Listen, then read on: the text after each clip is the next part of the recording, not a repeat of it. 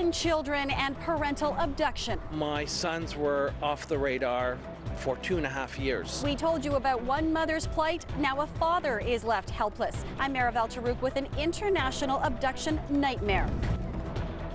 Welcome to CBC News Toronto. I'm Anne-Marie Medaway. I'm Dwight Drummond. It is a heartbreaking story that's more common than you may think. Children abducted by their parents and taken to another country. We first told you about a Toronto mother whose ex-husband took her children to Afghanistan without permission earlier this week. And now more parents are sharing their struggles. Maribel Tarouk with their stories.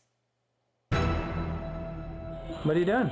This is the last video Stephen Watkins took of his sons Alexander and Christopher before they were abducted by their mother in March of 2009. Dropping them off at school to find out on Monday that I'll never see them again. It's hard. I can't tell you. It's been an uphill battle. The Polish courts ruled sending the boys back would be detrimental to them. It's worse that they're in Poland because mother's been diagnosed with something. She can't take care of the children. She has a neighbor and the boyfriend taking care of the children.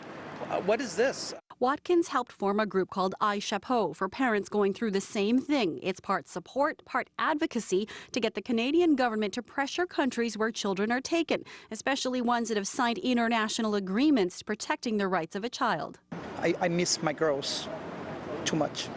Beto Thomaz hasn't seen his two daughters, Mariana and Melanie, since his wife took them to Brazil on vacation in 2011. She told me that she'll not return to Canada and the kids would be in Brazil and she'll be raising the kids in Brazil.